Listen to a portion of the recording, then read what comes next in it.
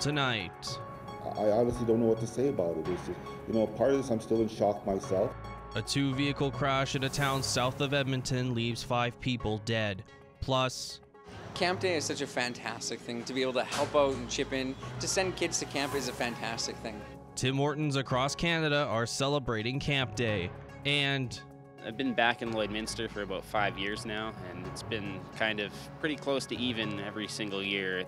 with springtime weather conditions, the usual culprit of seasonal allergies rise again.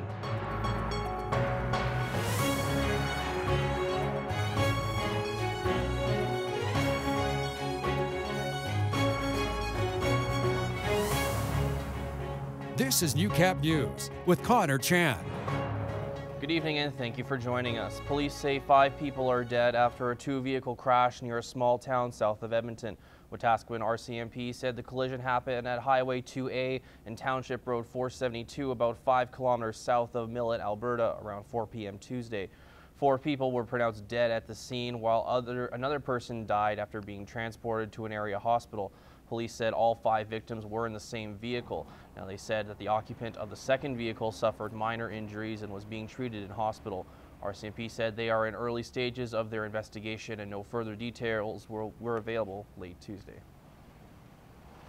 That's what makes this a tragedy. You know, it's tough to lose one family member, but when you lose 5 from a community, that's what, words can't express.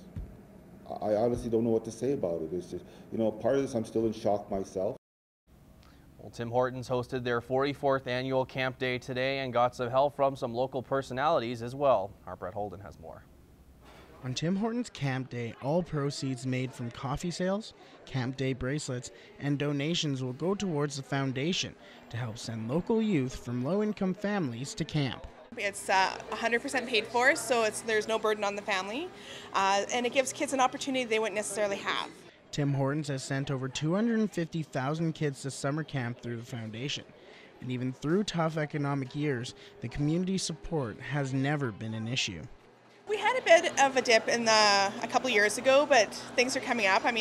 Our community is fantastic when it comes to supporting local youth. Each Tim Hortons location sends about 2 kids to camp a year, since the foundation began in 1974. So we send a few kids from Lloyd, and they go up to Kananaskis here in Alberta.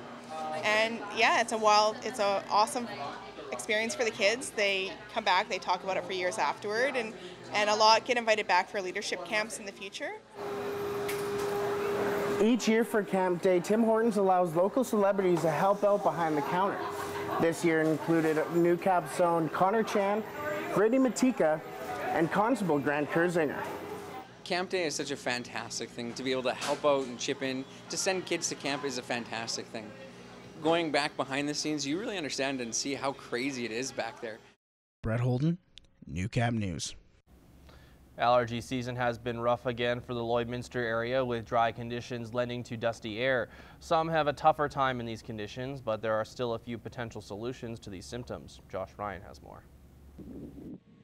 Springtime puts a smile on most Lloydminster faces, but for those with seasonal allergies, a pre-sneeze grimace has become commonplace since moving to the border city.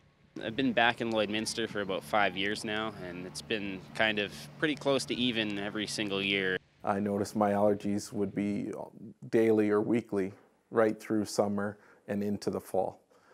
So I ended up missing a lot of work, missing a lot of sleep. The awkward transition of winter to spring has played a role in the effects of this allergy season.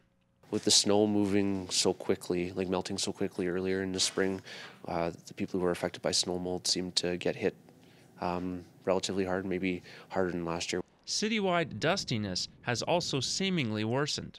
Partially from being so dry that this year has been a little bit worse maybe than we've experienced in the past. Park areas are pretty bad because of the grass, and sometimes a lot of the downtown because it's just so much dust. Some people have to turn to allergy shots to alleviate symptoms. This spring has been bad again, but for the most part, I was able to stand out in the middle of harvest. Others that can't get those shots rely on over-the-counter products, leaning towards those without side effects. The classical medication is Benadryl that tends to cause this drowsiness, whereas newer medications like Claritin, Reactin, Arius don't seem to cause these problems as much. Each individual will have differing prescription requirements and should do everything possible to be prepared for when allergy symptoms begin. If you can take it before you're actually allergic, it does a better job in the body rather than trying to catch up to the allergic reaction once it's already occurring. Josh Ryan, Newcap News. The Courage Canada Trail Ride is continuing to grow. The 14th annual event saw more riders than last year, meaning more help for brain injury survivors. The trail ride is intended to raise support and awareness for brain injuries and also give those suffering from it a fun day to ride horses. Support for the event is increasing each year. We had 53 on horseback, 6 teams with wagons, and there was 34 in the wagons, and there was brain injury survivors on the ride from 3 different brain injury centers. The trail ride raised over $10,000 from the silent and live auction this year and raised over $205,000 since its first year. All the proceeds are used to help survivors have a better life. Well, it's split up between Lloydminster here in town, Valid and Vegreville and Focus and Vermilion, and then some goes to the Help of Johnson Center for Brain Injury in Panoka, and it helps families from travel costs to see their family and purchase therapy equipment. The Courage Canada Trail Ride is the last Saturday of every May to kick off Brain Injury Awareness Month in June. Well, first responders put themselves in the line of danger every day. One group in Lloydminster is choosing to honor them. The Lloydminster Concerned Citizens for Seniors Care is hosting a meet and greet with 15 first responders groups from the area. Graham Brown says they are excited to have Mayor Albers present to each group to thank them. These people that are running to trouble when we're running away or when we are in deep trouble are coming to help us and to come to rescue us. Brown says the event is open to anyone in the community who want to come out and show their support. Anybody that would like to come and say thank you very much to the first responders. There's got to be people throughout our community that have been touched by their services. The event will get underway at the Legacy Center next Wednesday at 7 p.m. Well, with only 2 weeks left of class, the students at the Lloydminster Comprehensive High School are putting the finishing touches on the Rescue Squad's new office. As Michaela Henschel reports in this week's Beyond the Classroom, the project has been a community effort, and it's not just the Rescue Squad that's benefiting.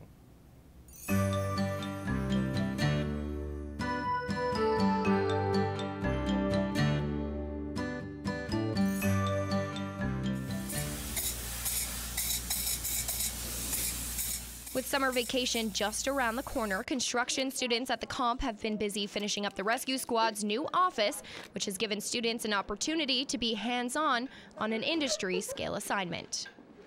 It's a really cool project. I mean, like, it's a really big project. I've never been in this kind of project before, and it's just pretty cool to be in this project because of all the skills you learn. The one thing that works well for them is to see progress each day. While the students have done the majority of the labor, several local companies have stepped up to pitch in. The tin part was a challenge. It's a real skill to learn how to cut the flashings and to cut out for the doors and windows, and the kids did struggle a bit with doing that, and it was great to have a company come in and help the kids out to finish up. After seeing the skills the students developed from the project, some companies are going even further than just helping out with the construction. Hopefully, if things go well with them, they may hire a student for the summer to help them out. Anytime you can get involved in a civic project, it's a good cause, and we're glad to help. Michaela Henschel, Newcap News.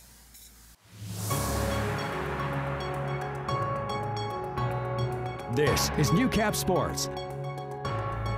For many students, part of high school life involves athletics, and for the lucky few, time on the field, pitch, court, or ice doesn't end there. But imagine being in the prime of your high school life and athletics is stolen from you in the blink of an eye. Lance Phillips presents our latest Newcap original, Patterson Tough.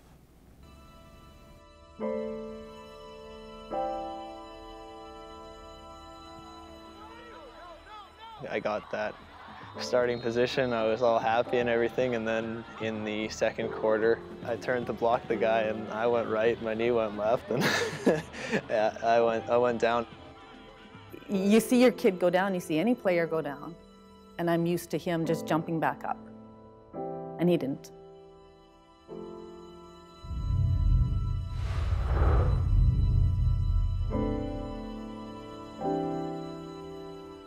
It was just a pivot that ended up tearing my ACL and my meniscus, and my MCL had a partial tear in it.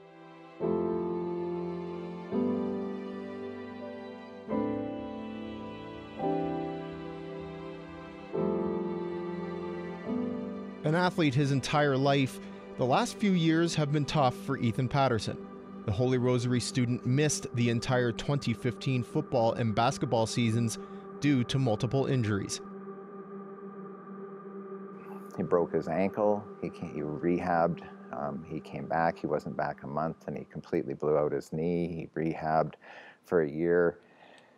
He wasn't back a month, and he tweaked his knee again and had to have another surgery, so he had all of that happen. He lost a grandfather in that part of the year as well. That was tough. That was really hard. In 2017, Ethan began his return from a long absence in sport. It was during that time when Aubrey began suffering setbacks of his own. You know how much you personally can take, and when something happens to like my knee or my ankle, it's, I can deal with that because I know what's going to happen and I know how it feels. But when something's happening to someone else that you care about, it's hard. I learned a lot about how to handle my own things from how he was handling things. It should be the other way around, but in fact, he was really strong with everything. He's always been a person to push himself, but I do think that these last few years he's really learned the idea that there will be challenges and you can make a choice. You can choose to feel sorry for yourself, or you can choose to try and get stronger. People will say that Ethan, he looks like me and has some of my mannerisms and that kind of thing. I don't know if he likes that, but he's definitely got the strength of his mom. And now, for the first time in a long time, the Pattersons enjoy watching the only men in the family spend time on the court together. It's fantastic. Yeah. I love it. It's an extra special piece to be there with him and to see him laugh and smile even closer up. It's a lot of fun. Compared to lots of the posts in the league, I'm not overly big, so we, work with what you have, and he's a really good coach for those kind of things. I like it a lot. It is amazing to see them together. I know Ethan was always hoping that Aubrey would have a chance to coach him, so it's pretty special.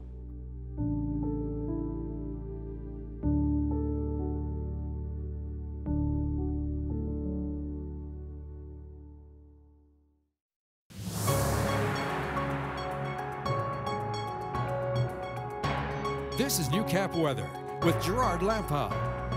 Welcome back, everyone. So just a bit of information for you. Canada's newest weather station is in Radisson, Saskatchewan, with all of the bells and whistles. And even as we look outside, some of that, its work will overlap in this area, certainly. It'll probably get a good testing come tomorrow because there's some storms, some of them could be strong, that are coming in from through the Bristol, Kindersley, into bigger Rosetown areas. We'll see if they develop come tomorrow. Some of it may get to us later in the evening at about a 30–40% chance, but that's just the heads up for you. We'll see what happens tomorrow evening thereabouts. Let's put this map into motion then, if we might.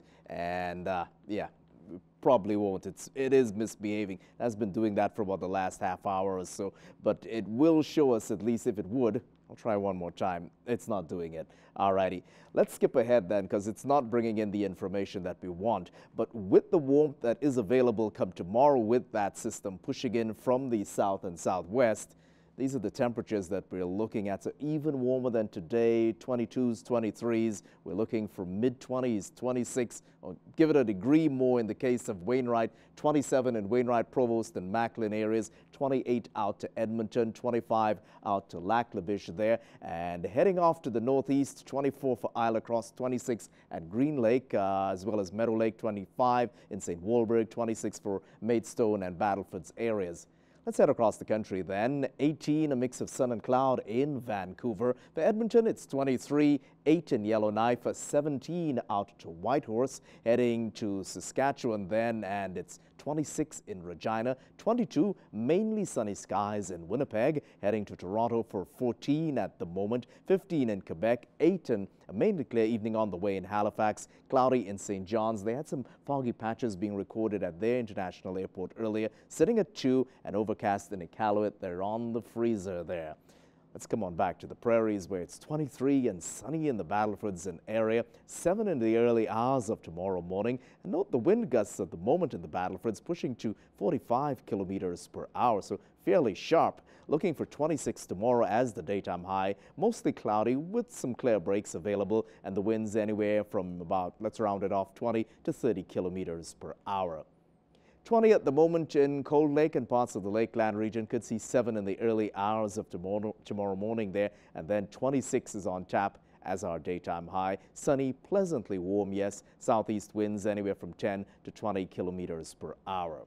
We're at 21 and lots of sunshine is available, so partly sunny, yes, to mainly sunny, and looking for 8 on the overnights to the early hours of the morning. We'll see a movement of cloud cover, yes, clear to partly cloudy at times, and then giving way to a mainly sunny and pleasantly warm day as we push up to 26. Southeast winds anywhere from 20 to about 40 kilometers per hour to support that. So similar to what we've seen during the course of today as well there, just maybe 3 more degrees on tap available than where we were today as our daytime high.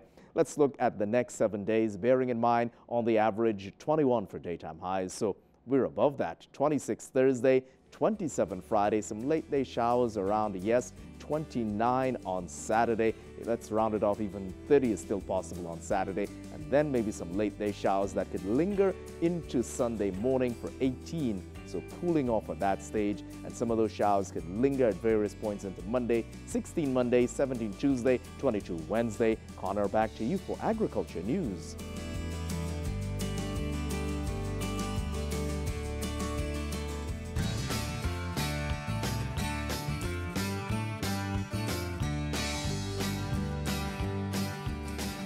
Cattle producers will be facing a vote in the fall to determine the future of their checkoff dollars. Industry leaders are calling for a return to non-refundable fees.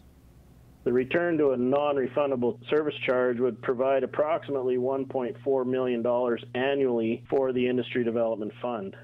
Charlie Christie, who is chair of Alberta Beef Producers, says the aim is to secure the future of the industry as they battle complex and daunting challenges. This fund would cultivate opportunities for the beef industry by investing producer checkoff dollars in research and tech transfer, marketing development, education, consumer advocacy, and industry collaboration. Several town hall meetings are being held across Alberta to discuss the beef checkoff. One is planned for Thursday evening at Lakeland College, Vermilion, starting at 7 p.m.